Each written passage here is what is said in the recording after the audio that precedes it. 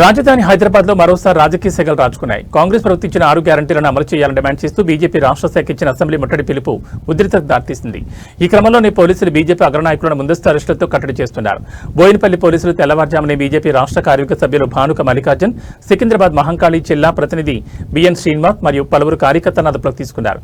Inspector Tirupathi Raju పర్యవేక్షణలో జరిగిన ఈ అరెస్టుల అనంతరం వారిని బోయినపల్లి పోలీస్ స్టేషన్ తరలించారు. పోలీస్ స్టేషన్ నుంచి భానుక మల్లికార్జున్ మాట్లాడుతూ రేవంత్ సర్కార్పై నిప్పులు చెరిగారు. కాంగ్రెస్ ప్రభుత్వం ప్రజలకు 420 దొంగ హామీలు ఇచ్చి గద్దెనెక్కిందని, ఇచ్చిన గ్యారంటీలను అమలు చేసే వరకు తమ పోరాటం ఆగదని హెచ్చరించారు. అంతేకాకుండా కంటోన్మెంట్ బోర్డుకు రావాల్సిన 100 కోట్ల రూపాయల టీపీటీ బకాయిలను ప్రభుత్వం విడుదల చేయడం లేదని, కమిషన్ల కోసం నిధులను తొక్కుపెడుతోందని సంచలన ఆరోపణ చేశారు. హైకోర్టు ముట్టికాయలు వేసినా ప్రభుత్వం మొండిగా వ్యవహరిస్తోందని మండిపడ్డారు. తమ నాయకులను అప్రజాస్వామికంగా అరెస్ట్ చేయడాన్ని బీజేపీ శ్రేణులు తీవ్రంగా ఖండిస్తున్నాయి. అక్రమ అరెస్టులతో ఉద్యమాన్ని ఆపలేరని, ప్రజల్లోకి వెళ్లి ప్రభుత్వ వైఫల్యాన్ని ఎండగడతామని నేతలు స్పష్టం చేశారు. ఈరోజు తెలంగాణ రాష్ట్ర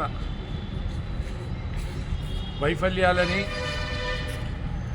ప్రజలని మోసం చేసినందుకు, ప్రజలను మోసం చేసి గద్దెనెక్కిన కాంగ్రెస్కి 6 గ్యారంటీలని మోసపూరిత మాటలతోని ఇవాళ గద్దెనెక్కిందని తెలంగాణ బీజేపీ పార్టీ రాష్ట్ర అధ్యక్షులు పెద్దలు గౌరవనీయులు రామచంద్రరావు గారి పిలుపు మేరకు మేమందరము అసెంబ్లీ ముట్టడి కార్యక్రమానికి వెళ్ళాలని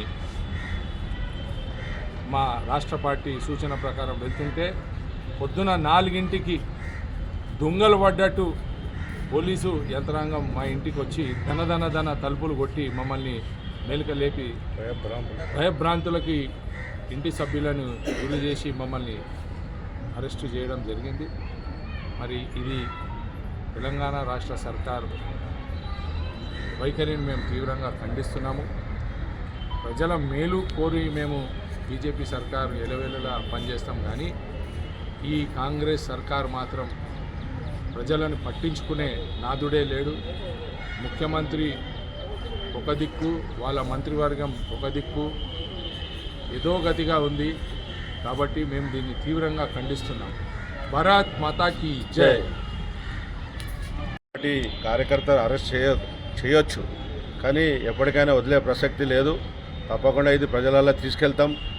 ఇవాళ వీళ్ళు ఇచ్చిన 6 గ్యారంటీలు కానీ 420 దొంగ హామీలు కానీ అన్నింటినీ వదిలే ప్రసక్తి లేదు. ఇప్పుడు ఉన్నటువంటి ప్రభుత్వము కేవలం కమిషన్ల గవర్నమెంట్. ఇది కమిషన్లు ఇస్తే నీకు పర్సెంటేజ్ ప్రకారం బిల్స్ పాస్ అవుతా ఉన్నాయి. ఇవాళ మా టీపీటీ 100 కోట్లు రావాలి. మేము కనుక కమిషన్ ఇస్తే మాకు ఈ పార్టీకి వచ్చేది. ఇలా హైకోర్టు మొట్టికాయలు వేసినా, లేకుంటే ఎంతసార్లు అధికారులు తిరిగినా, ఏం చేసినా మా టీపీటీ వస్తలేదు. అదే ప్రైవేట్ పరంగా ఏదైతే కమిషన్లు కనుక అట్లా ఇచ్చినట్టయితే ఇలా మా దిగిట వచ్చేది. కాబట్టి ఇలాంటి కమిషన్ల ప్రభుత్వాన్ని గద్దె దించే వరకు వదిలే ప్రసక్తి లేదని తెలియజేస్తాం.